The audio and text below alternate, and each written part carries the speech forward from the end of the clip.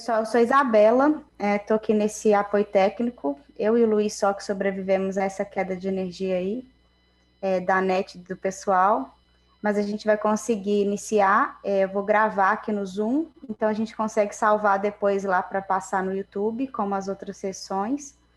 E essa sessão aqui é jogando e compondo o pós-humano. Tá todo mundo por aí já. A gente vai fazer como sempre, passa os vídeos e depois a gente vai abrir para conversar entre os autores todos aqui, beleza? Então, o Luiz já vai conseguir passar os vídeos de vocês. Desculpa aí esse pane aí na internet.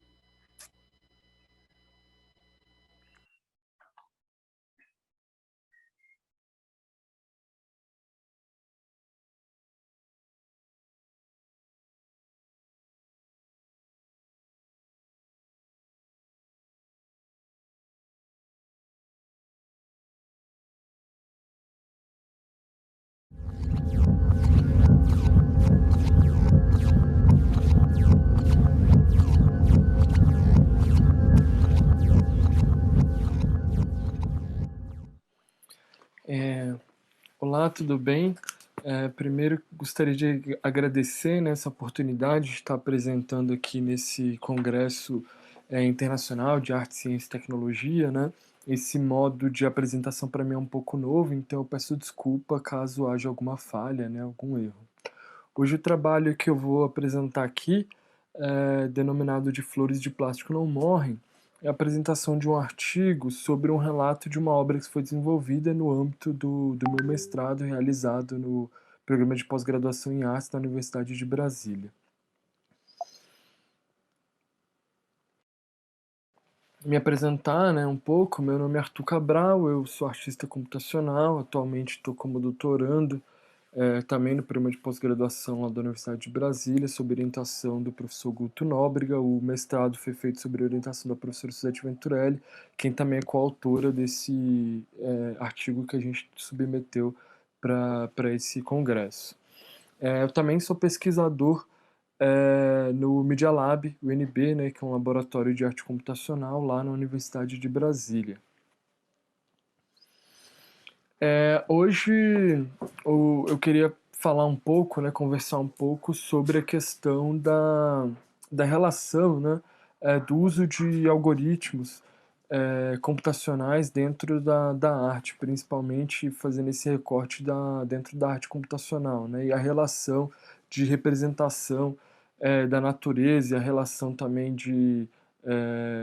entre humanos e natureza a partir da perspectiva da arte computacional e principalmente do uso de algoritmos em relação ao uso de algoritmos de vida artificial dentro da arte computacional. Esse trabalho que está aqui no fundo é o Evolve, só coloquei para ilustrar, né, da Krista Sommer e do Laura Mignonneau, que usa, né, faz o uso desses algoritmos, também chamados de algoritmos evolutivos ou algoritmos de vida artificial, para compor ali uma poética, né? Uma questão interessante, né, das possibilidades de uso desses algoritmos de vidas artificiais, que são basicamente algoritmos evolutivos, né, que eles se desenvolvem durante o processo de execução deles, as possibilidades, né, para o campo das artes de se desenvolver uma poética, articular um diálogo, né, com as várias narrativas, né, que sobre a evolução, sobre as questões de vida, evolução e a nossa relação também com a natureza, né? Então, a partir desse desenvolvimento desses algoritmos de vida artificial, a gente pode compor também criar questionamentos, né, e evidenciar algumas dessas narrativas de evolução e da nossa relação com a natureza, né, que muitas vezes é entendida de forma dualística, mas a gente pretende nesse trabalho aqui evidenciar mais uma relação díade entre a natureza, o ser humano e esses novos organismos, né? Os organismos maquínicos.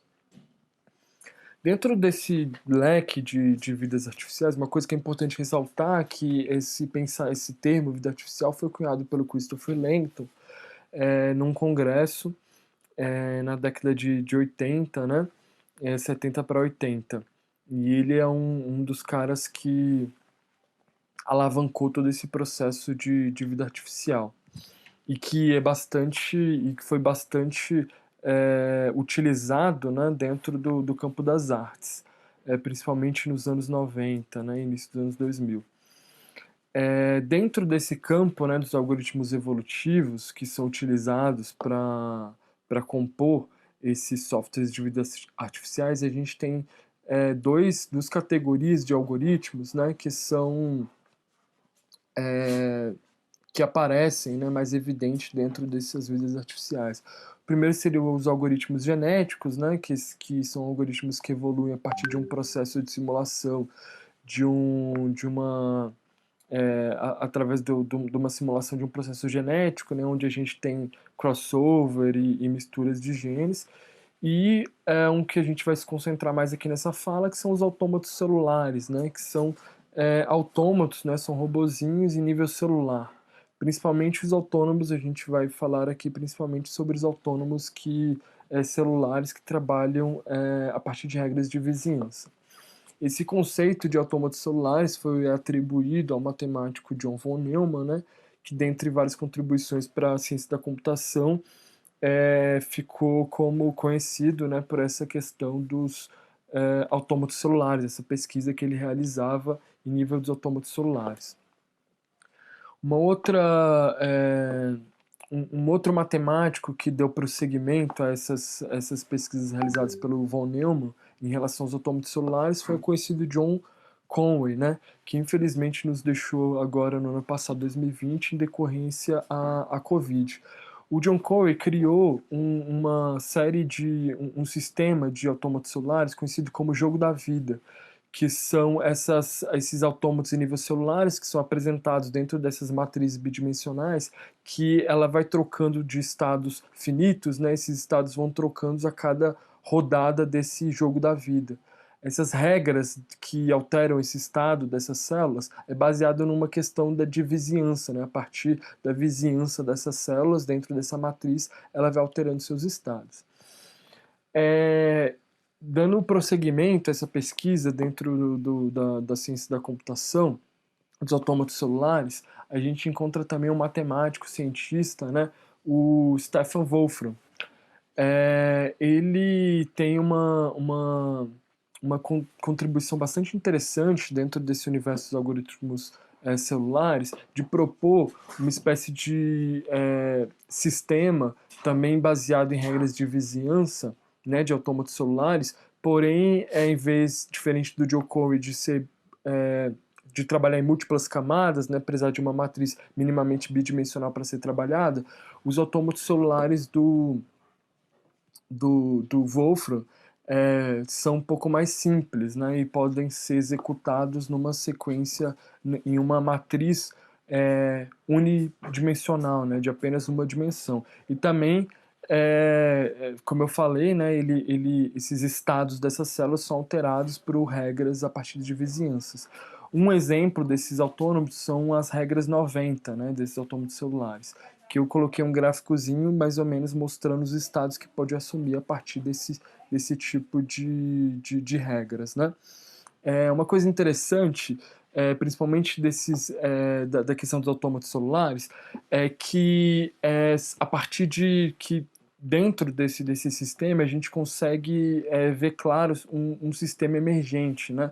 No sentido de que a partir de regras simples desses autômatos a gente começa a surgir padrões altamente complexos, né? Então, a partir dessas regras simples, dentro desses multiagentes, desses vários agentes, a gente consegue, observando o sistema inteiro, ver um surgimento de um padrão altamente complexo. Uma coisa, e isso que interessa bastante os artistas dentro desse campo de autômatos celulares.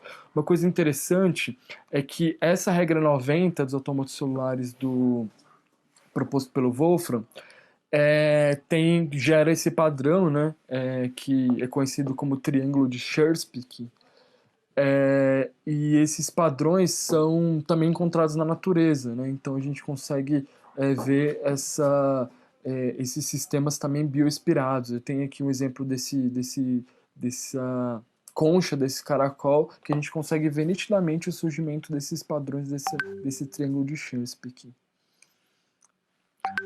Baseado nisso, né, inspirado nisso, a gente propôs dentro do laboratório do Media Lab uma instalação interativa denominada de flores de plástico, onde a gente propunha utilizar para o processo de construção dessas flores algoritmos generativos, onde a semente base para a construção desse DNA, desse algoritmo, parte de dados oriundos de plantas, né? Depois eu explico como é que, no decorrer aqui da apresentação, eu vou explicando como que a gente capta esses dados. Então aqui é mais um esqueminha de como a gente tinha pensado essa instalação. Então seriam essas flores de plástico a partir desses ácidos de PVC, e a morfogênese dessas plantas eram delimitadas a partir desse sistema de algoritmos evolutivos que tinha como semente esses dados oriundos das plantas, e cada totem dessas flores, né, cada flor dessa, que são apresentadas através desses totens, funciona como um agente dentro de um sistema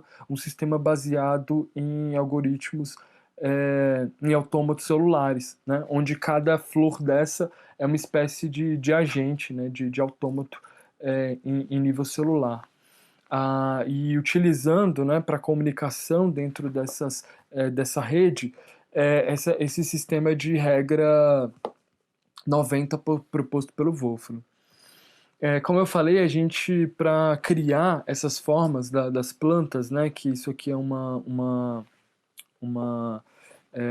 simulação tridimensional desse programinha que a gente criou para criar essas fórmulas, essas pétalas das plantas, ela é baseada, tem como semente um dado, né, para construir essa simulação desse processo de DNA, um sensor de resistência, os dados oriundos de sensores de resistência galvânica das plantas. Lá no laboratório a gente cultiva umas plantas que a gente criou um sensor para ficar medindo essa resistência galvânica, que altera com questões do ambiente, questões eletroquímicas da própria planta, e a partir desses dados que a gente vai obtendo, eles funcionam como semente dentro do algoritmo evolutivo genético, né, que vai fazendo processos de crossover, de mutação, para gerar essas formas que são esses fractais. O interessante é que cada forma dessa, né, isso aqui já é ela impressa, cada forma dessa vem de um dado de uma planta diferente. Então, por exemplo, consigo lembrar aqui que esses um pouco menos serrilhados, né, da direita aqui, são do manjericão. Na parte inferior da esquerda, por exemplo, esses mais serrilhados são da planta 11 horas. E aqui já a flor, né, impressa, e a gente colocou essa cápsulazinha para proteger um LED RGB, que é o que vai dar representação para essas células, para esses autômatos celulares. Aqui alguns testes que a gente fez. Aqui já a instalação no Espaço Niemeyer aqui em Brasília. Ou seja, tem essas plantas, elas estão dentro de um sistema onde elas se comunicam, onde elas ficam o tempo todo negociando quem vai acender, quem vai apagar, quem vai mudar de cor, a partir desses sistemas de regra 90, baseado do Wolfram, né? Ou seja, um sistema, um jogo jogado pelas máquinas, onde as regras, né, são baseadas nesse sistema bioinspirado, evolutivo. E aí eu peço licença aqui para poder ler as considerações finais, para a gente ficar aqui dentro do tempo, né? Nesse contexto, a instalação aqui apresentada é resultado das explorações do conceito de lúdico na interação máquina-máquina. Por meio desta, empenha-se em evocar qualidades, configurações e hipóteses que tenham valor estético e expressivo através da criação de uma instalação interativa. A ludificação nesse projeto se estende para o jogo entre máquinas somente, com regras extraídas dos padrões e sinais oriundos da natureza. Aqui, a internet das coisas está contribuindo por meio de seu modus operandi, para que os objetos e materiais ao nosso redor tornem-se sensíveis, com a capacidade de troca de informações entre eles e por meio de uma rede digital. Os aspectos lúdicos desse trabalho atuam como instrumento que, uma vez sobreposto por algoritmos evolutivos e sistemas de vídeos artificiais, podemos utilizar para especular e fabular sobre as deliberações da autonomia às máquinas, bem como as formas que nos relacionamos com os objetos dispostos em um sistema reticular. Procurando envolver a arte e o design na relação lúdica entre os múltiplos objetos, sejam eles organismos naturais ou máquinas, na busca de uma nova relação humano-natureza. A mensagem principal apresentada é a potência da apropriação de tecnologias por cada um como um ato que nos permite propor diálogo sobre questões urgentes e não somente permanecer como simples consumidor. Partindo do ponto de vista sensível, estético, essa instalação opera no âmbito limite do natural artificial, produzindo uma complexidade derivada do jogo interativo das diversas funções sistêmicas do mundo orgânico. A organicidade aplicada aos sistemas inventados nos propõe repensar a nossa relação com o mundo que habitamos e com os objetos que nos rodeiam, do mesmo modo que fomenta as discussões a respeito da acelerada degradação do ambiente na perspectiva do antropoceno. Então é isso, muito obrigado. Desculpa ter passado um pouquinho do tempo. Esses são meus contatos para quem quiser conversar mais, e o texto completo também, para quem quiser mais informações, vai ser disponibilizado nos anais do evento. Tá bom? Muito obrigado.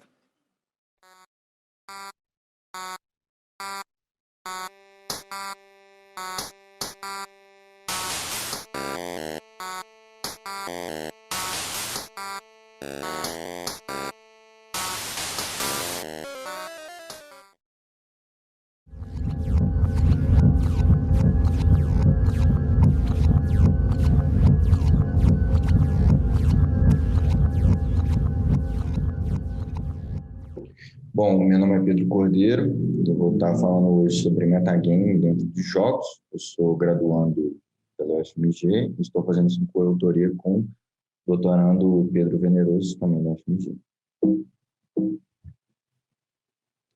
Bom, a ideia dessa pesquisa é analisar os possíveis comportamentos de metagame, né, o que é entendido como metagame, com base na pesquisa de Carter e Gibbs em Harvard. Além disso, propor uma nova análise de metagame com base no tipo de interatividade que existe no jogo.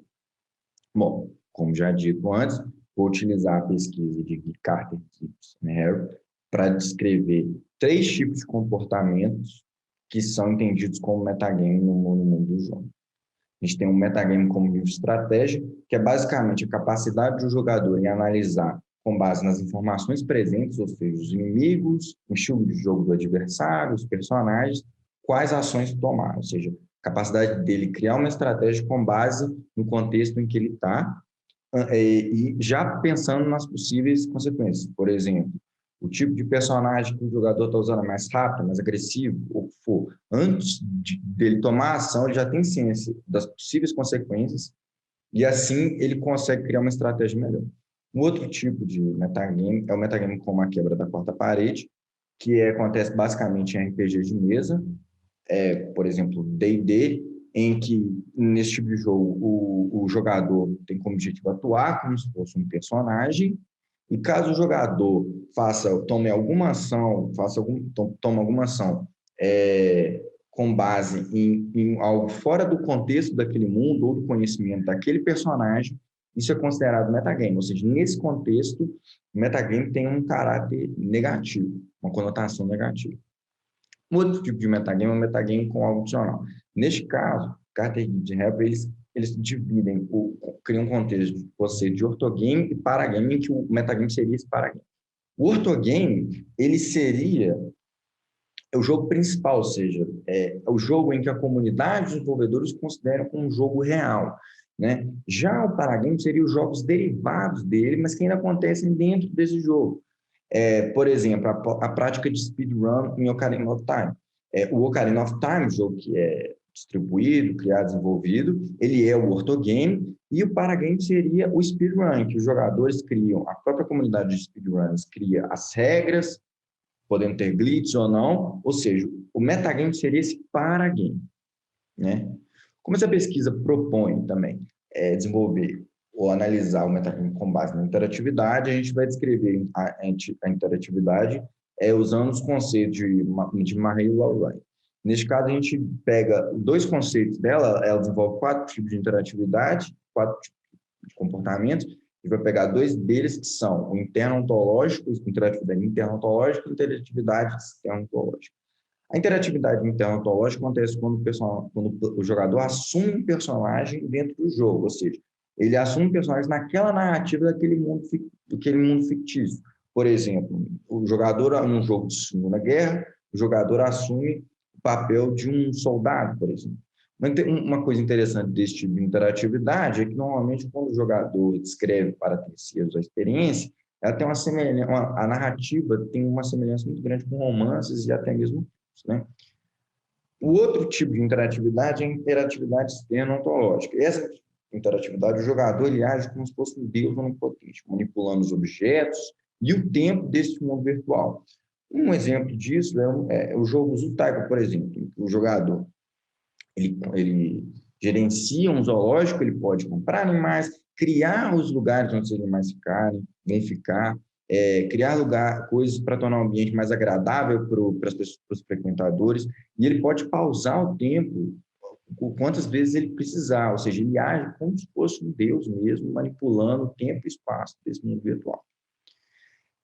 Então, como já dito antes, a pesquisa busca analisar um tipo de comportamento de metagame com base na interatividade que esse jogo tem. No caso, a gente vai analisar a criação de novos jogos no jogo, ou seja, a criação de um paragame no ortogame. E como acontece essa criação e como a interatividade é diferente no ortogame e no paragame, né? A gente vai utilizar como base os jogos sandbox, mais especificamente o Minecraft, para discutir isso, né? Os jogos sandbox, basicamente, o jogador ele colocar no mundo, a gente pode explorar, modificá-lo à vontade, sem objetivos muito claros, né? Em Minecraft, esse mundo é feito basicamente de cubos, né, em que o jogador um mundo formado de forma procedural, que o jogador pode manipular esses cubos, combinando, destruindo, o que for, e a partir dessas possibilidades, dessas maneiras de manipular o mundo, ele pode criar casas, ele pode criar labirintos e até mesmo criar novos jogos, criar paragames. A interatividade de Minecraft, ela, a princípio, não é um jogo sandbox ou um jogo de simulador, ela pode acontecer de forma externa, ontológica, ou seja, o jogador ele simplesmente pode destruir, manipular aquele mundo a seu bem-querer, mas também o jogador pode escolher assumir um personagem, como, por exemplo, o de sobrevivente naquele mundo, onde ele precisa colher recursos, minerar, correr atrás de comida, o que for, né? Isso é uma coisa interessante de Minecraft, e a gente pode observar o metagame na possibilidade da criação de novos jogos dentro de Minecraft, ou seja, e como a interatividade acontece. Ou seja, por exemplo, vamos supor que o jogador decida que ele vai fazer um jogo dentro de Minecraft, um paragame, que é uma prisão, e o objetivo dos jogadores, Minecraft é um jogo multiplayer, é sair dessa prisão. Ou seja, o jogador vai jogar o ortogame, criando esse jogo de forma externa ontológica, interagindo de forma externa ontológica, né? A partir do momento que ele desenvolve esse jogo, ele vai assumir o personagem de um prisioneiro e vai interagir com o jogo, ou interagir com o paragame de forma interna ontológica. Então, o metagame proposto, ele acontece da seguinte maneira: na ciência do jogador em jogar o ortogame de forma externa ontológica para criar o paragame e, assim, jogar o paragame de forma interna ontológica. De forma geral, como a própria pesquisa de Carter Gibbs mostra, é um conceito que as distinções não são muito claras. E um jogo ele pode ter mais um tipo de metagame, mais um tipo descrito por eles de metagame. E, além disso, o objetivo dessa pesquisa é propor também um novo tipo de análise sobre o metagame, né, com base na interatividade presente. Muito obrigado, eu agradeço a todos pela atenção.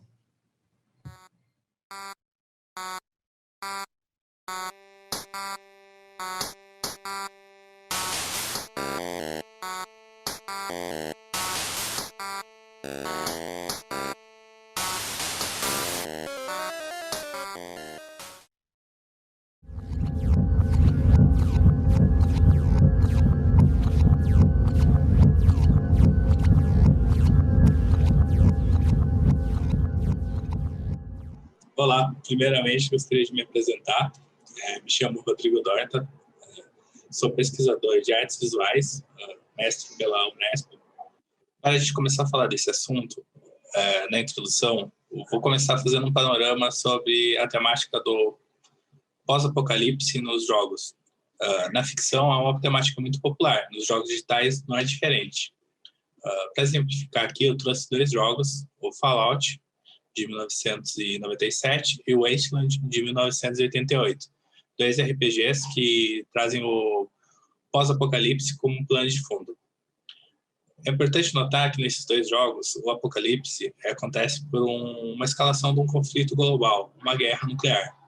Contemporaneamente, pensamos mais num desastre mundial em nível ambiental, a ação do homem destruindo o meio ambiente e a natureza causando uma redefinição do mundo como nós conhecemos.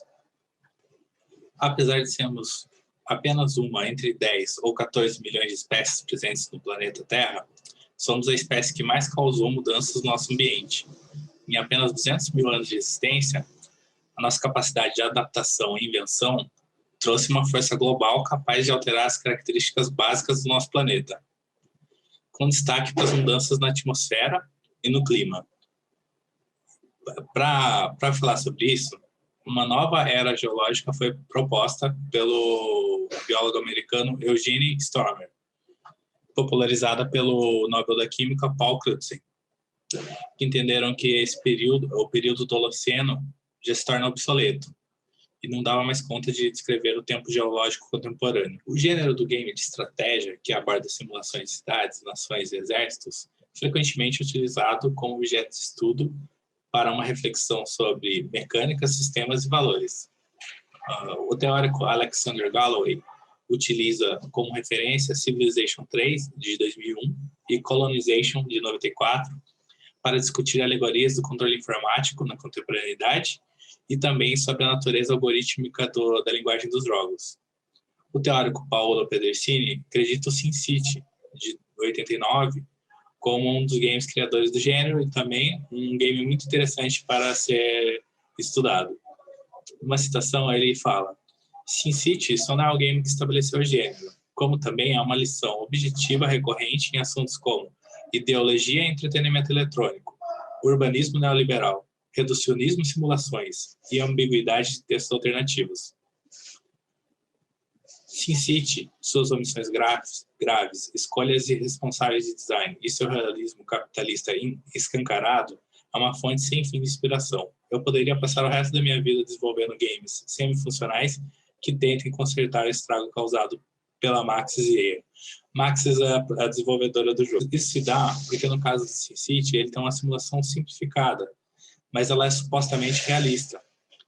Cria um relacionamento complexo entre o jogador e o sistema, e trazendo uma infinidade de leituras dos jogadores. A designer de games, professora Anna Anthropy, comenta que os games têm um potencial muito grande para examinar relacionamentos, seja ele relacionamentos entre pessoas ou entre uma pessoa e um sistema, por exemplo. Quanto mais é complexo um sistema, maior é seu leque de interpretações. Pensando no caso dos jogos de estratégia, existem diversos subgêneros, como, por exemplo, os RTS, né, os jogos de estratégia em tempo real, como Age of Empires, Warcraft, os City Builders, como é o caso do SimCity, em que o foco é construir uma cidade ou uma vila, os 4X, que são os jogos de estratégia em plano maior, em que você toma decisões de maior escala, e os God Games, como Black and White. Pensando numa análise das mecânicas e sistemas através da heurística de valores do Values at Play, de Mary Flanagan e Helen Nissenbaum, podemos analisar alguns jogos de estratégia, como, por exemplo, Age of Empires 2. No jogo, o objetivo é você construir, manter e evoluir uma nação e conquistar uma nação inimiga através de guerra. Mas, para isso, você precisa de recursos. No jogo Age of Empires 2, a gente pode observar que não há uma modelagem do sistema sobre o impacto que isso pode causar ao meio ambiente. Por exemplo, quando você constrói unidades marítimas, desenvolve um sistema de pesca, não há nenhum impacto de longo prazo. Igualmente, a questão dos recursos como madeira. Você pode desflorestar grandes áreas, tudo bem, você não vai ter mais árvores por um tempo durante a partida, mas não há nenhuma simulação de um impacto a longo prazo também. Isso a gente pode refletir. Pode ser apenas uma escolha do design do jogo. O jogo não é sobre isso, é sobre conquistas bélicas. Então, não houve necessidade da modelagem de um sistema desses.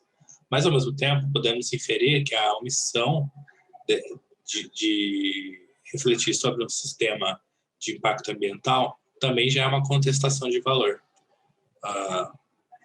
Isso que é interessante de uma análise de valores. Ela pode se modificar muito dependendo do ponto de vista do interator. Um caso que eu escolhi aqui para retratar isso foi utilizando o jogo Call of Duty, que é um jogo de guerra, tem alguns tons imperialistas, pró-complexo militar. Em uma pesquisa realizada, jogadores que eram americanos ou conservadores consideravam os valores do jogo como valores de forte defesa, mostrando a força do país, da capacidade de se defender, né, de uma guerra. Por outro lado, pessoas entrevistadas que não eram americanos ou se consideravam mais liberais já leram significados diferentes nas mecânicas do jogo. Essa questão do não existir uma modelagem do ambiente é comum em jogos de RTS voltados à guerra, como Warcraft, Age of Empires, StarCraft. Agora, jogos de simulação de cidades costumam ter uma certa modelagem ambiental, mas existem algumas escolhas. Numa entrevista com o diretor criativo de SimCity de 2014, o economista Ed Conway pergunta sobre as ambições da simulação do jogo. O diretor criativo comenta: você pode ser um prefeito muito bem-sucedido, ganhar muito dinheiro e ter uma população de alta qualidade com uma cidade industrial cheia de fumaça de poluição. Você não precisa ter a cidade mais limpa do mundo, apesar que os salários e impostos devem ser atrativos o suficiente para compensar a sujeira da poluição. Então, isso retorna lá no que o Paolo Pedicini estava falando, né? São valores neoliberais que estão no cerne da simulação. Podemos, então, afirmar que os designers de SimCity colocaram à frente, talvez, uma questão de design de jogo e para dar liberdade ao jogador acima de uma questão ambiental. Então, isso nos leva a pensar, o que seria um jogo de estratégia pensado primeiramente nas questões ambientais? Um exemplo pode ser o jogo Lixênia, do Paolo Pedicini. Como ele comentou, é um jogo que é uma resposta ao SimCity, ao City Builders. Ele busca subverter alguns valores presentes nesses jogos. Lixênia busca subverter o elemento da tábula rasa, o louso em branco. Todo tipo de game que trata da construção de civilizações ou cidades, incluindo os jogos de tabuleiro e jogos de estratégia, o jogador tipicamente inicia seu game do zero, em um ambiente com natureza imaculada que está lá para ser aproveitada. Esse tipo de situação é muito rara na história. Cidades frequentemente foram construídas por cima de ocupações humanas e não humanas, em que os colonizadores não percebam ou não enxergam nenhum valor do que já existia. Então, Lixênia, o jogador começa já em um ambiente bagunçado e poluído, e tem como meta remediar. E é um dos pontos principais do argumento do antropoceno, que nós estamos chegando num ponto de virada que não é mais possível, ou é muito difícil, reverter algumas das alterações causadas no mundo. Então, essa narrativa de Lixênia é também um pouco mais abstrata, ela não é tão clara e redondinha como no SimCity. A interface é abstrata, você não sabe muito bem qual que é a sua ação e efeito no mundo de jogo. Muitas vezes, as ações dos humanos na natureza não têm resposta clara. É preciso esperar um pouco tempo, ou às vezes muito tempo, para você ter uma resposta se aquela ação foi positiva ou negativa. E o Lixênia busca explorar essa questão. Aqui eu apresentei, então, um recorte um pouco dessa investigação, essa indagação, e acho que dá para ser feito também com muitos outros gêneros de jogos, muitos outros estilos de interação com o mundo, né? Esse foi apenas um gênero que eu escolhi, os jogos de simulação. E eu acho legal mostrar um contraponto também do Lixênia, porque não é só uma missão de mecânicas ou mecânicas não modeladas que trazem valor, mas também você pode fazer um jogo bem expressivo utilizando essa mesma linguagem dos jogos que você critica. Muito obrigado a todos pela oportunidade. Até mais.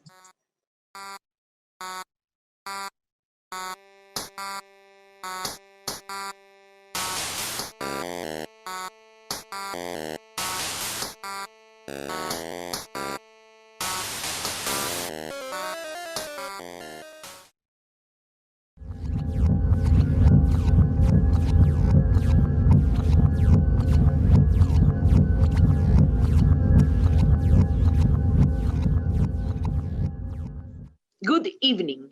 We thank the Congreso Internacional de Arte, Ciencia y Tecnología, Seminario de Artes Digitais 2020-2021, and the Lab Front from Belo Horizonte, Brazil. We are Lorena Lopeña, performance artist, and Cecilia Vilca, media artist from Lima, Peru. And we are here to present our conference, Encaja Insert, S versus L, How to Decolonize Bodies, Play. We will start by talking from our own background, because in this is the seed of our project Encaja Insert S versus L, and the reasons that lead us to work together. Our research has been developed from practice and reflection.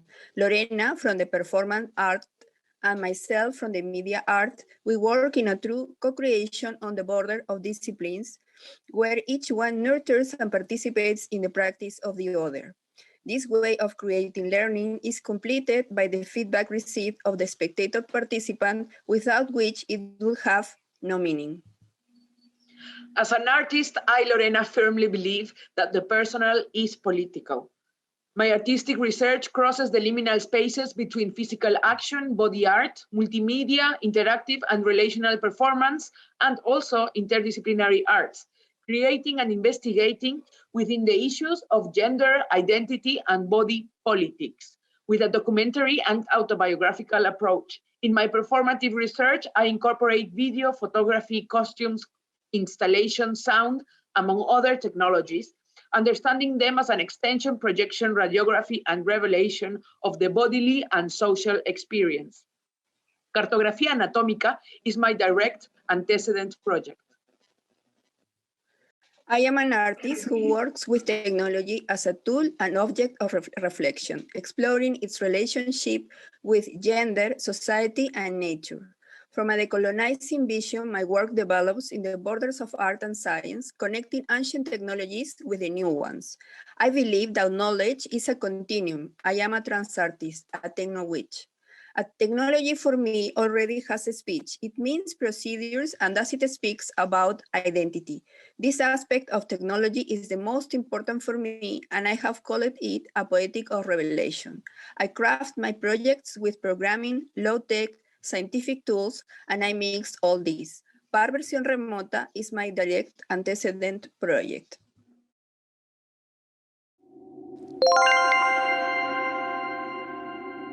Bienvenido participante al juego Encaja Insert S versus L. El cuerpo de antes pesaba 106 kilos y tenía una obesidad del tipo 2. Padecía de un trastorno alimenticio llamado TAC, trastorno de alimentación compulsiva, que consiste en periodos de ingestión excesiva de comida. Pero los padecientes no se provocan el vómito para purgar lo comido. Luego de un episodio de atracón o ataque, sienten culpa y disgusto hacia sí mismos. El cuerpo de después se realizó una intervención de manga gástrica, que consiste en darle al estómago la forma de una manga o tubo y al mismo tiempo disminuir su tamaño en aproximadamente un 85 a 70%. Bienvenido participante al nivel 1. Escoge entre mi cuerpo de antes o mi cuerpo de después. Ingresa al área designada para el juego.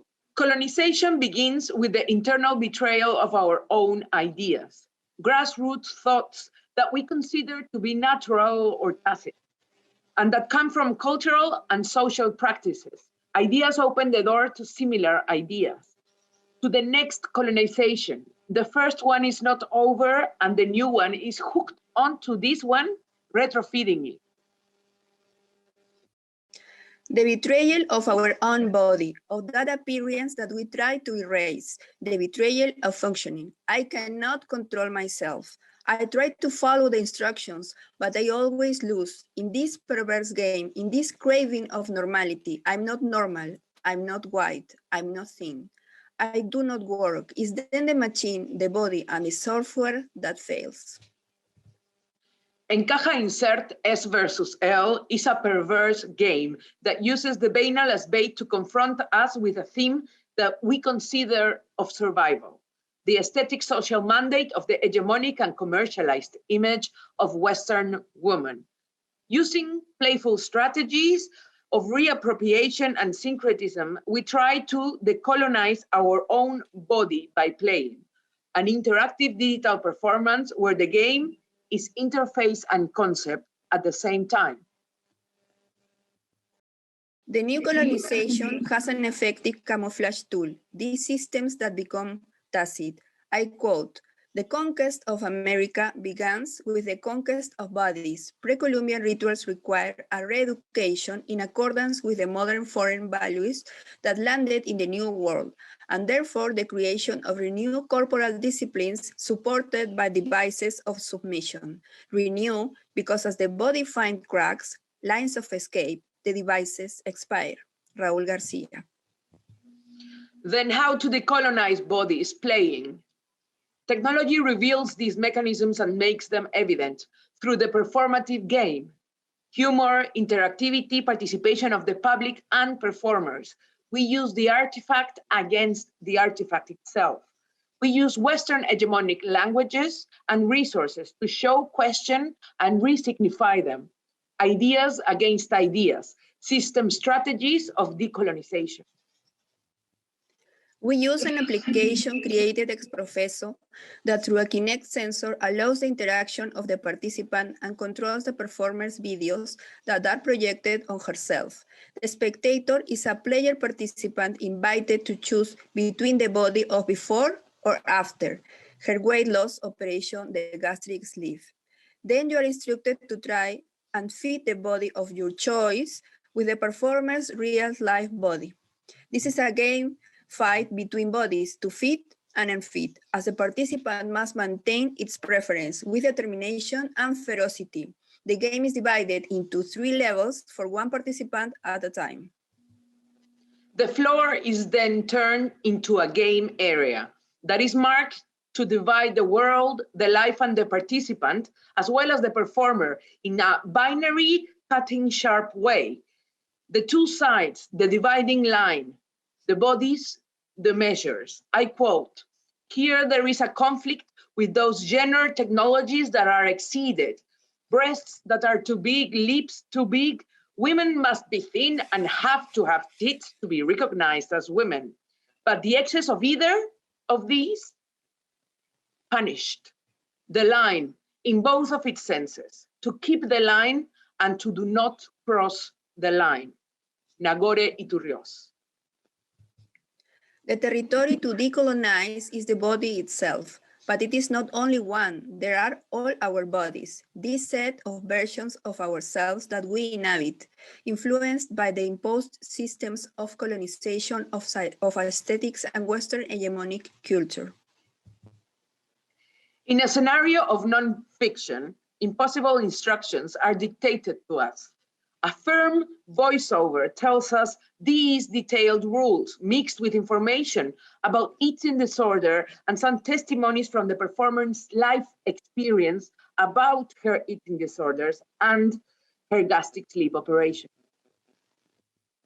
You have failed repeatedly. Come on, move. Try again. Fit it. Come on, fit it. Give me the body of your preference. Give me the body of your preference. Fragment of instructions. The interaction is of loss and sabotage, where always by programming, the chosen body will be S, the desired and craved aesthetically globalized thin body. It is a struggle between decolonized and colonized that alternates again and again. We visualize this real-life subject performer, a flesh that invites and provokes another flesh. She puts the body, which being so hers, represents all of us, evoking empathy, identification, and revelation. Spectator participant, a Roman circus. The game, a banality. The competition, a bait. The constant loss, levels of approach to the experience, diverse voyeurs and executioners. The performer as mediator and victim, a feeling of apparent control, and all of us fail together. Encaja, insert, S versus L, forces and allows you to lose. And worst of all, has instructions for it. We all play this game with all the bodies that we have inhabited, inhabit, and will inhabit. Game over. Obrigadas. Thank you so much.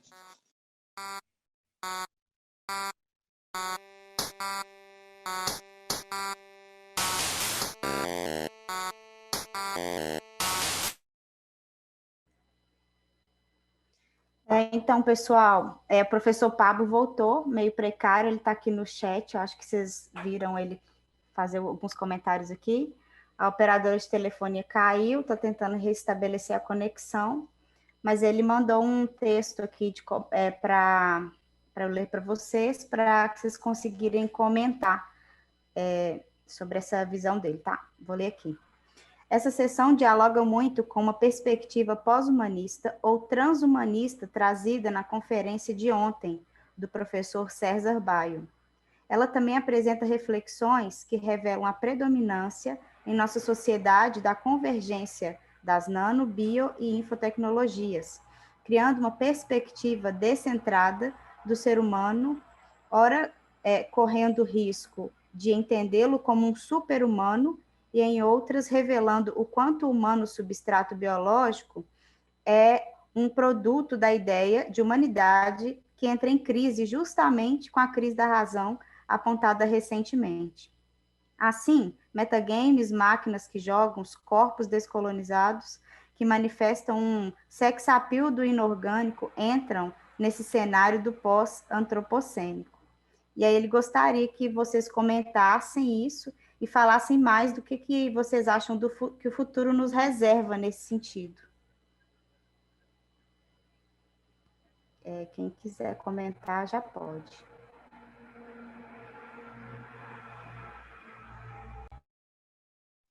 Eu posso começar, então. Eu posso pedir uma coisa? Claro. Posso pedir que o texto, porque meu português é espanhol-guês, não? Então, pode pôr um texto para ler outra vez? Obrigada. Vou colocar aqui no chat para você. Primeiro, queria parabenizar as outras apresentações. Acho que todas geniais, assim, coisas que eu não conhecia muito bem dentro dessa pesquisa dos jogos, que eu achei interessante aprender, né, a questão do metagame lá trazido pelo Pedro. Tinha até uma questão para ele, depois não sei se ele está aí, mas tudo bem. Do Rodrigo também, essa reflexão que ele faz de como os jogos podem traz essa relação, né, entre as pessoas e entre esses outros seres. Achei super interessante. E o trabalho da Lorena e da Cecília, que eu achei espetacular, incrível. A gente, como latino-americanos, assim, nos identificamos em todas essas questões, né? A gente se sente assim, um trabalho que me toca de uma forma muito forte e poeticamente também é um trabalho super incrível, a relação que cria com essa questão do lúdico, do jogo, né, como uma metáfora, também achei incrível. Infelizmente, eu não consegui assistir a fala do professor César Baio, né, mas eu conheço alguns textos dele, eu tenho várias coisas que ele escreve são reverberadas em mim, e eu concordo com muita coisa que ele pontua, né? Então não poderia ser pontual no que ele falou nessa última fala. Mas pensando nessa questão do que nos revela no futuro, eu acho que a gente está passando por um momento de fazendo uma analogia assim, com essas questões mais tecnológicas, de um grande reset, né? A gente parar para repensar principalmente as nossas relações com outros, enfim, nossas relações entre humanos, as nossas relações entre as máquinas, repensar as nossas relações com as questões com os outros seres da biosfera também, né, que foi falado muito pelo Rodrigo, da questão do antropoceno. Eu acho que a gente está no momento de criar novas relações, né, entre as pessoas e tal. Eu acho que seria isso. Não sei se ficou muito claro, mas o que eu poderia comentar por agora era isso. Yo puedo continuar quizás. Bueno, primero que nada, gracias al evento, a Pablo, a todos. También me encantó tu trabajo, Arthur, de verdad, increíble. Estoy haciendo un trabajo que se comunica mucho con eso y me has iluminado. Y bueno, en cuanto a la pregunta, primero que nada, creo que yo hablaría desde la posición o la idea o lo que para mí significa la tecnología, ¿no? Yo creo primero que este es un problema que es presente, ¿no? Y no, o sea, creo que la tecnología para mí por lo menos sirve mucho como herramienta, pero también como una reflexión. Por lo tanto, en ese sentido está primeramente en todo, ¿no? Porque vivimos inmersos en la tecnología y creo que no es de ahora, sino es desde hace mucho. Entonces, creo que lo primero es el cuestionamiento acerca de lo que es la tecnología. Por ejemplo, también parte de mi trabajo está con las comunidades indígenas, donde también hay tecnologías ancestrales. En el caso con Lorena, el cuerpo, ¿no? Y este revelación de los procesos, por ejemplo, sociales que están detrás, ¿no? Entonces, la tecnología no es dispositivo solamente, es también proceso, es también aquellas tecnologías ancestrales. Entonces, en ese sentido, a mí me parece que tiene todo que ver con, por ejemplo, algo que trabajamos con Lorena muchísimo y que es lo que nos ha unido, porque nosotros somos amigas. Los trabajos con ella son súper comprometidos, porque son cosas que nos importan. Por tanto, en todos estos trabajos que se ha visto, hay esta idea de juego, pero el juego también es tiene diferentes significaciones, ¿no? Porque tú estás jugando, pero en español decimos también te la juegas, como decir, como que estás luchando, ¿no? Te la juegas por algo, ¿no? Es como decir, apuestas hacia algo, y también está que jueguen contigo, ¿no? Que es algo que te puede dañar, ¿no? Entonces creo que está este concepto de micropolítica, ¿no? Y es todo un continuo finalmente, o sea, nos atraviesa desde el problema que tenemos de que estamos destruyendo el planeta, hasta cómo nosotras, las mujeres y todos los cuerpos están afectados por estos sistemas construidos, y porque el ser humano pues eminentemente es una cuestión que hemos creado, la tecnología, y que estamos inmersos en ella, no desde ahora, sino desde hace mucho tiempo, ¿no? Entonces, para mí tiene que ver con que toca todo, ¿no? Es un continuo todo esto, ¿no? Entonces, esto es lo que yo veo en común en estos proyectos, pero también, ¿cómo no, diría yo? ¿Cómo no reflexionar con esto, ¿no? Que además, creo yo que las cajas vienen de la cultura occidental que hemos heredado, ¿no? O sea, creo que esto no es nuevo, sino que hay otras culturas anteriores, prehispánicas, ¿no? Que tenían donde el conocimiento era continuo, no había tal división entre ritualidad y por ejemplo, ciencia o naturaleza, como le trajo de Arthur, y la ciudad también, ¿no? Trajo el otro compañero, que yo soy muy mala con los nombres, pero bueno, entonces, eso es lo que yo reflexionaría, y ya me pasé de hablar, como siempre. Yo quisiera quizá continuar, como complementar un poco para no repetir, y hablar un poco de estos escenarios post-antropocéntricos y o cómo entendemos nosotras la tecnología, como decía Ceci, ¿no? Porque desde un punto de vista más filosófico, digamos, la tecnología tiene que ver con cubrir necesidades alrededor del ser humano, ¿no?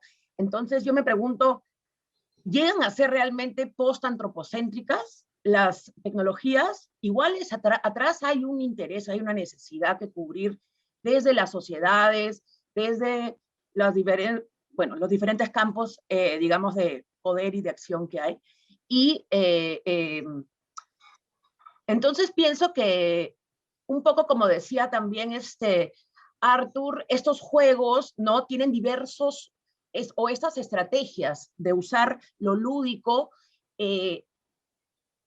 es una forma, yo creo, de subvertir, ¿no? O de revertir algunos discursos que son, ¿cómo se dice? Impuestos, ¿ya? Por las esferas de poder, ¿no? Entonces, el juego, o como decimos en la conferencia, es como que agarrar el sistema, darle la vuelta y presentárselo de nuevo al sistema, ¿no? Entonces, como siento que esta nueva era, digamos, de cuerpos decolonizados, no solo de territorios, sino también de discurso, ¿no? Y de muchas otras cosas, en realidad, digamos, están buscando, ¿no? La forma de rebelarnos del sistema, ¿no? Usando o rediseñando, pero o sea, a lo que voy es que a veces el sistema rechaza cuando algo es muy ajeno, ¿no? Por eso eso que se dice de como tirarse abajo el sistema desde adentro, ¿no? Entonces es usar un poco estos lenguajes para justamente en el Perú, que es un país tan complicado y la sociedad es tan difícil en el sentido de que ha tenido pues muchas dificultades a lo largo de su historia republicana y es difícil llegar a ellos, tenemos que muchas veces, ¿no?, encontrar la forma de llegar y negociar. Y creo que esta forma de negociar que, por ejemplo, hemos encontrado nosotros ha sido también bastante impactante en diferentes sociedades. Esta obra se ha presentado en México, se ha presentado en Argentina, y bueno, en Perú. Y las reacciones siempre han sido diversas, siempre de, bueno, un poco de impacto, porque hay mucho desnudo, como verán, por las franjitas, pero es simplemente una forma de, yo creo que de desnudar al cuerpo, ¿no?, de los discursos para tratar de ser lo más, digamos, empático posible con el jugador, ¿no? Como que se identifique con el cuerpo, aunque hemos jugado con mujeres, hombres, hasta niños han jugado el juego, niñas han jugado el juego conmigo, ¿no? Muy bonito. Y bueno, nada, quería solo dejar esa reflexión, por un lado, pensar en cómo los juegos o el sistema lúdico, ¿no? Yo creo que sí es una carta, ¿no? Es una estrategia muy interesante y que puede ser muy funcional o efectiva para generar algún tipo de impacto. Y por otro lado, creo que los escenarios que se vienen al futuro, ¿no? No sé si los llamaría post-antropocéntricos, sino que de repente trans-antropocéntricos, en el sentido de que son diferentes, ¿no? Se han transformado. Estamos entrando en una era en donde la tecnología, además a partir de la pandemia, se ha democratizado muchísimo, ¿no? Personas que jamás hubieran tenido un celular, ahora lo tienen, etcétera. Bueno, no voy a entrar en ese tema, pero creo que simplemente estamos transformándonos, ¿no? Eso.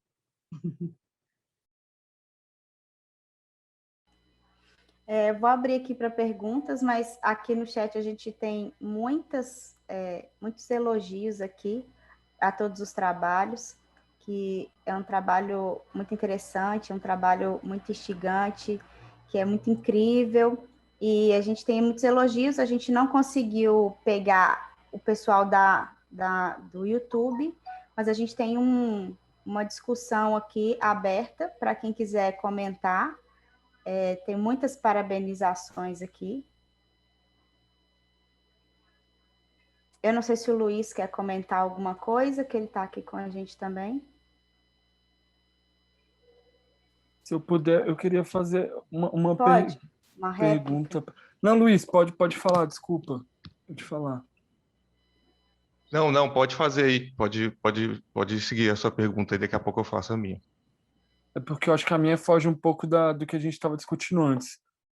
Mas vou tentar ser breve aqui.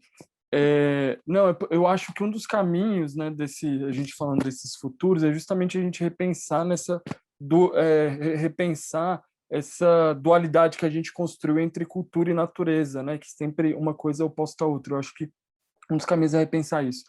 E aí a Cecília falou que está trabalhando com mulheres indígenas, né, dentro desse contexto. E aí eu tenho pensado muito lá, influenciado pelo as questões do Roy Ascott lá, né, da arte como as proposições de arte, até mesmo o jogo, como uma proposição de estado de consciência alterado, né, coisas que já são estudadas dentro das chamadas tecnologias vegetais, né, sempre aí usadas pelas comunidades indígenas. E aí eu queria saber, Cecília, eu queria que você comentasse um pouco isso, como você vê essa relação e se você já parou para discutir alguma coisa sobre, né, dessa questão das plantas como tecnologias, né? E é isso. E aí eu tô vendo e aí se a Lorena também quiser comentar alguma coisa, eu ficaria muito No feliz de solo escutar decir que também. tem para falar todo día, Cecilia. de eso. Bueno, lo que sucede es que para mí siempre había una relación muy fuerte con la naturaleza. No sé por qué, y bueno, yo soy hija de científicos, ¿no?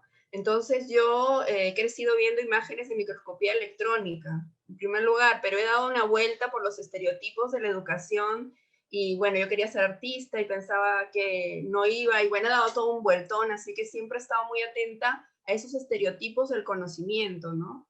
Que creo que no son reales. Comenzaría por ahí, que el conocimiento es un continuo, esa separación entre arte, ciencia, entre naturaleza y civilización y por tanto tecnología, a mí me parece que es artificial, es muy artificial y es algo occidental, comenzando por ahí.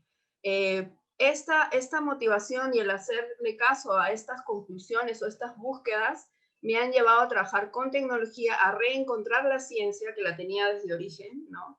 Y en ese sentido, de ahí viene el trabajo con las comunidades indígenas, que específicamente he trabajado con los Guanán de Colombia y con los Shipibo, con Ivo de Perú.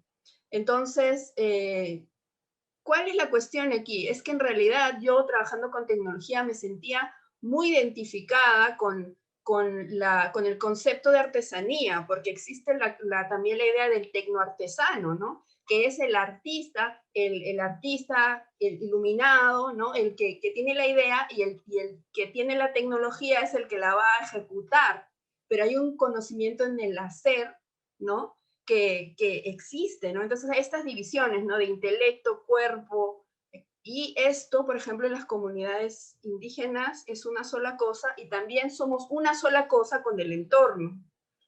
Por tanto, hay también, que es ahí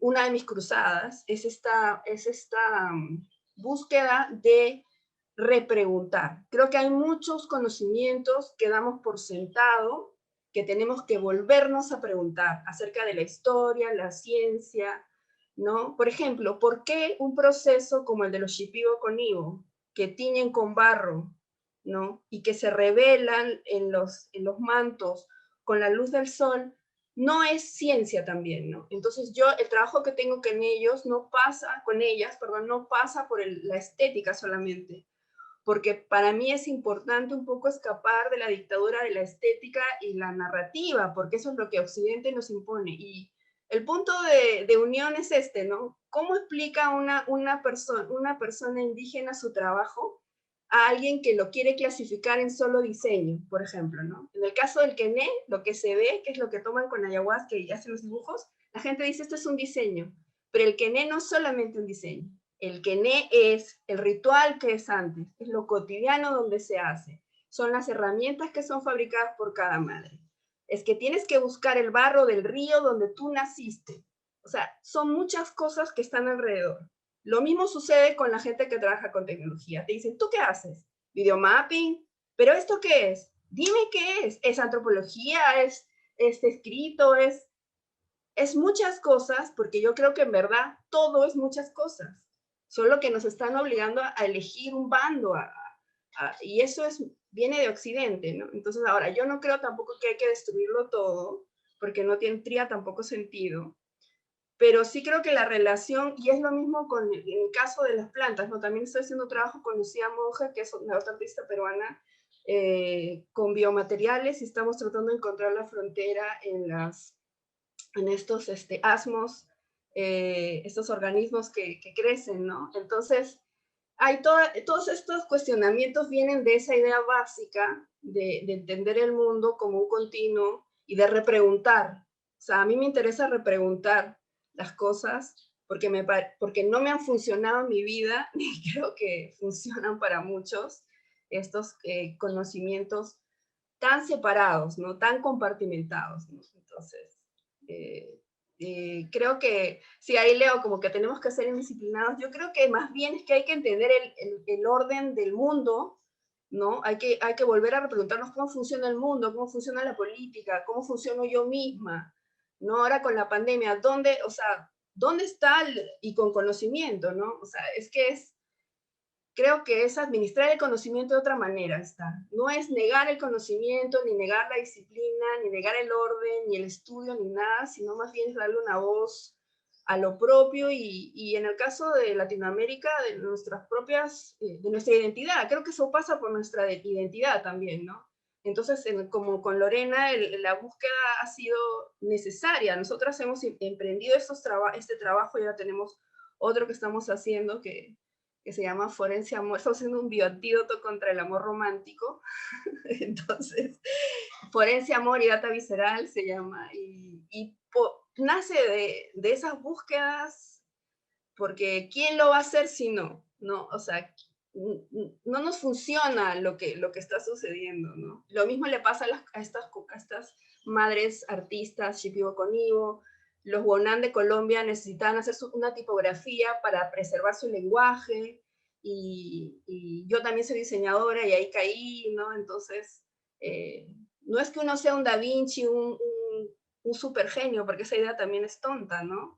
Sino más bien es porque dices, esto me interesa y me involucro, y al involucrarte pasa esto, aprendes, ¿no? No sé, ya hablo mucho como siempre. A mí tengo que poner un pare, porque si no, voy como 5 juegos.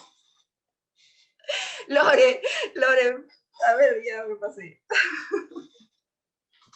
Sí, no, lo único que puedo decir nomás es que esos trabajos son increíbles y están todos en su página web. Así que vayan a www.ceciliavilca.com. Van a poder ahí, aparte de ver el tráiler de Encaja, que también está en Vimeo, estos otros trabajos que tiene Ceci, entre otros tantos, en realidad, que involucran, pues, por eso ella es una trans artista, porque trabaja en realidad con diversos, tiene proyectos, no sé cómo explicar la cantidad de como aristas que puede tener, ¿no? Entonces sí, es muy interesante, y yo en realidad, como ella misma también decía, nosotros nos conocemos hace 6 años por una casualidad, y nos dimos cuenta que a las dos nos interesaban algunos temas, y dijimos hay que hacer algo juntas. Yo soy performer, no tengo ningún tipo de formación científica ni tecnológica formal, más allá de que, claro, yo entré en contacto con la tecnología a partir de una maestría que estudié y me fascinó, no tanto el hecho de hacerlo, porque no era tan buena programando, etcétera, pero más bien la potencialidad de lo que me da o que nos da, ¿no?, para la creación y para no solamente en el arte, sino la creación también en la vida, ¿no?, la tecnología. Y bueno, soy muy apasionada de la tecnología desde ese momento, y cuando conocí a Ceci fue como, para mí cayó un ángel del cielo, porque pensé que en Perú no iba a encontrar a alguien que tenga este tipo de intereses y que además quiera trabajar conmigo, ¿no? Y nada, no la suelto desde hace 6 años, acá estamos. Pero ahí voy a decir una cosa, ¿no? Lorena es muy modesta y Lorena dirige el Galpón, que es un centro legendario en Perú de performance. Y bueno, para mí la relación de la tecnología con el cuerpo es evidente, ¿no? Porque por eso hablamos del cuerpo, el software, la programación interna y todo eso.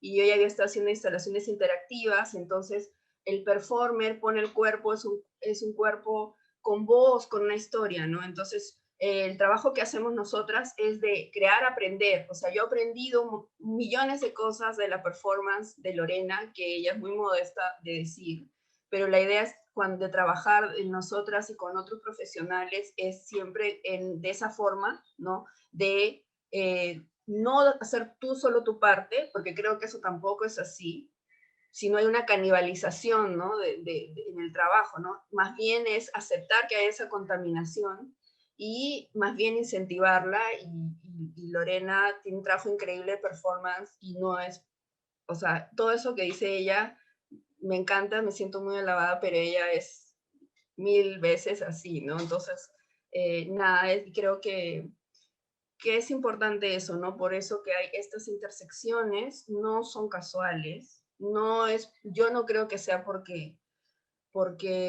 digamos, estemos como en especie del futuro avanzados, sino más bien creo que le estamos dando paso a eso que ya existía, ¿no? Esto es, ¿no? Es el trabajo del Galpón, por ejemplo, en Perú es increíble a ese respecto, comprometido, activista, ¿no?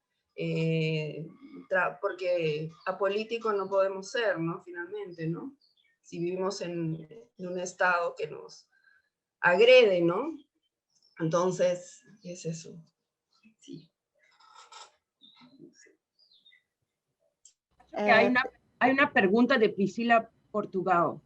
Isso, tem uma pergunta da Priscila, tem um também do Pérez, que ele perguntou se tem um repositório, a Cecília Lorena, onde pode encontrar os seus projetos. Ele perguntou aqui. Mas o Luiz também estava na fila para fazer uma pergunta. Então, acho que pode responder a da Priscila e aí em seguida o Luiz entra com a pergunta dele. Mas acho que vocês podem falar se tem um lugar que pode acessar esses projetos. ¿Cuál es la pregunta? Sí, bueno, yo en mi página es www.ceciliavilca, acá estoy escribiendo.com. Ahí están mis trabajos. Sí, y la página de Lorena también, ahí es donde están nuestros trabajos, ¿no? La pregunta de Priscila es, a ver. Si les interesa sobre o Galpón, también estoy dejando ahí. A ver, la pregunta, Priscila, ¿podemos comparar la expansión de conciencia de la utilización de medicina floresta con la expansión de conciencia por medio del hipercórtex? Bueno, en verdad yo no sé mucho de la parte científica o médica, ¿no? Del hipercórtex. Pero sí creo que el caso de la medicina de la floresta tiene una base científica, ¿no? Que creo que debe ser estudiada con los agentes, darles agencia a las comunidades indígenas. Porque creo que si se ha estudiado como ha sucedido con la arqueología, por ejemplo, ¿no? Acá en Perú tenemos comunidades, tenemos culturas prehispánicas, civilizaciones prehispánicas, más allá de la Inca, tenemos muchísimas civilizaciones prehispánicas, pero el enfoque durante muchos años fue occidental, fue con ciertas ideas que entonces colocaban o clasificaban o administraban, digamos, de base la arqueología con presupuestos que en realidad estaban equivocados porque no involucraban a los agentes que aún están vivos, porque aquí tenemos la suerte de que aún sea mestizo todo y existen comunidades indígenas que todavía tienen estas culturas vivas que se han transformado, ¿no? Entonces yo creo que ese conocimiento debe involucrarse, ¿no? En el caso de esto del uso de la medicina, que no es solo uno, hay muchas formas de utilizar, comenzando por ahí, ¿no? Primero la diversidad, ¿no? Evitar el estereotipo, ¿no? Porque medicina tradicional, ¿cuál es? ¿Por qué esa planta?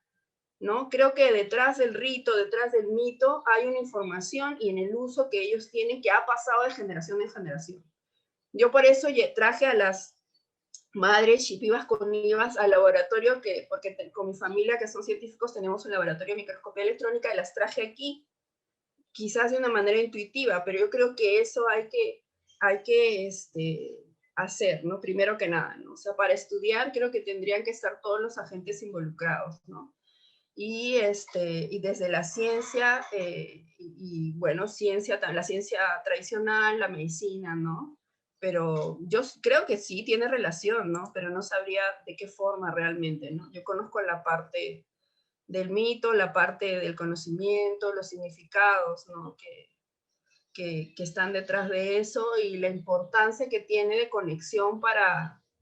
Creo que eso lo que hace es como acelerar más la conexión que tienen con la naturaleza. Son personas que crecen entendiendo que son parte de la naturaleza, que no hay como un yo y el resto, ¿no? Sino que es una cosa única y entre ellos también no existe esa idea de yo, mi trabajo, mi obra, no, es nuestro, todos, ¿no?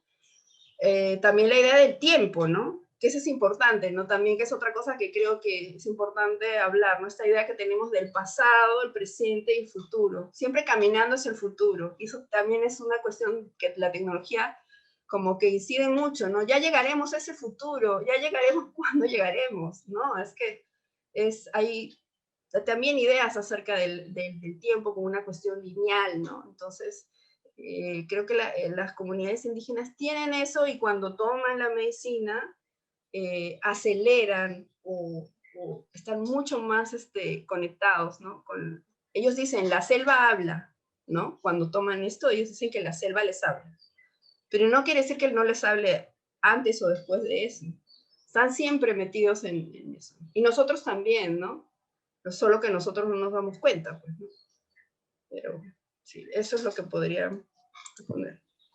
Yo solo quisiera agregar a eso, bueno, un concepto que no sé si aquí sea tabú o no, pero es que es algo importante, creo que tiene que ver con el ritual, que es la psicomagia, ¿no? El creer en lo que estás haciendo, el ponerle mente, espíritu, alma al proceso. Yo creo que está comprobado a través de solamente la gastronomía, la influencia del cocinero, ¿no? O de cómo cada ser humano, pues, ¿no? Trae algo en particular e influencia. Y no sé muy bien qué es no tampoco conozco nada de la parte médica, pero sí he tomado alguna vez, ¿no? Plantas sagradas y digamos, considero que tiene que ver bastante con el ritual y la predisposición corporal, mental, emocional, ¿no? Para el acto psicomágico que incluye ciencia, ¿no? Que incluye ciencia en este acto, ¿no? Como parte de, pero son diversos los factores. Y, claro, bueno, creo que desde la performance es lo que podría aportar.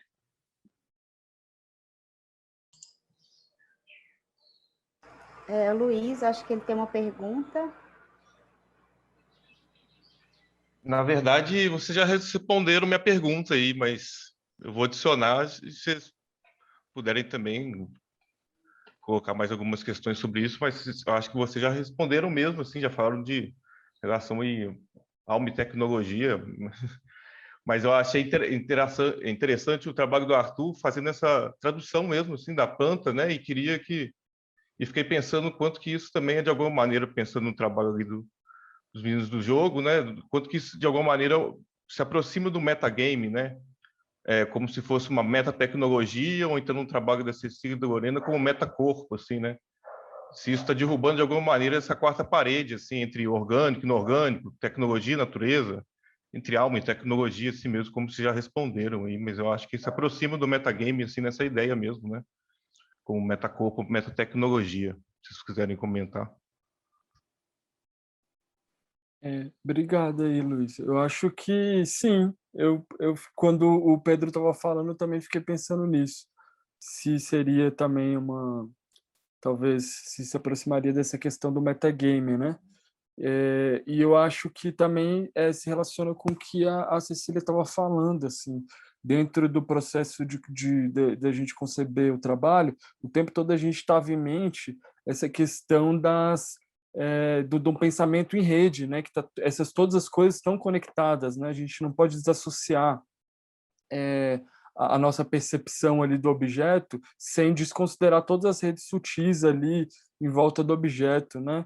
E que estão dentro das questões teóricas, mas as questões também do fenômeno de campo, dessa energia que a gente pega ali da planta, que a gente não necessariamente consegue precisar exatamente o que acontece para aqueles dados mudarem, mas a gente está experienciando aquele fenômeno ali, naquele instante ali da planta, e trazendo isso para um outro campo, né? Da tecnologia como para poder ampliar um pouco essa nossa percepção dessas outras redes sutis e que a gente encontra dentro da natureza. Eu acho que está por aí. Meta-realidade, né? Na verdade, eu não falei sobre isso, mas talvez pode pensar nisso também.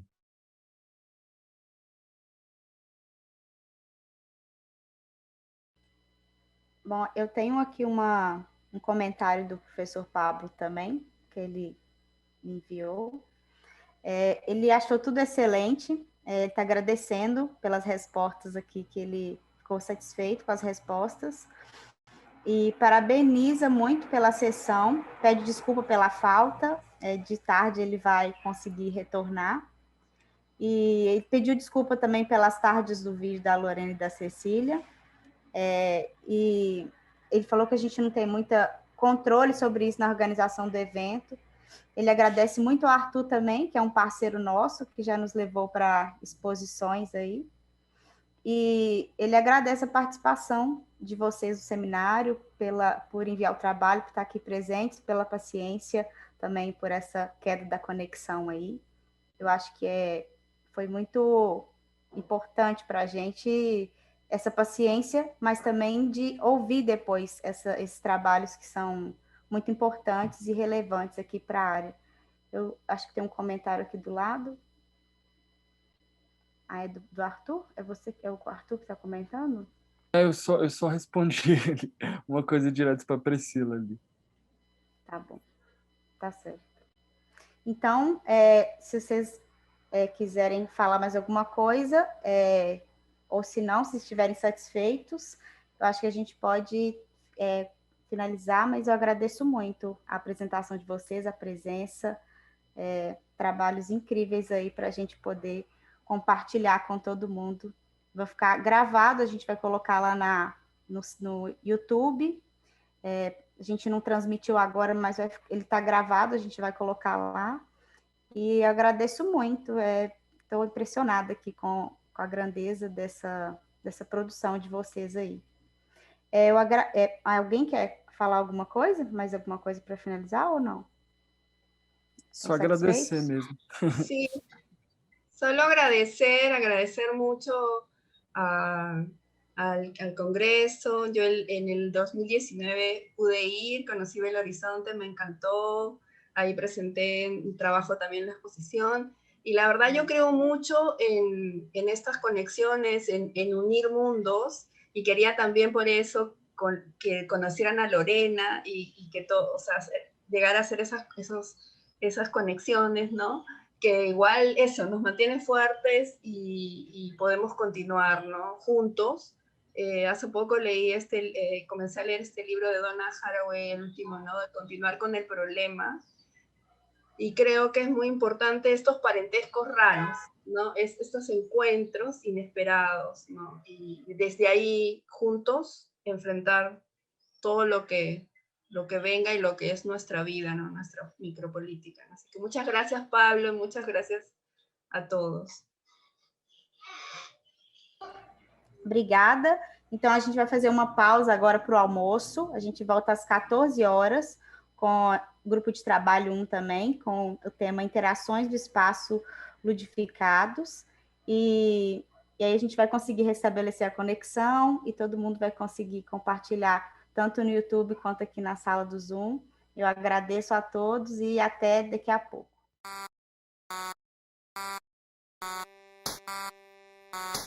Música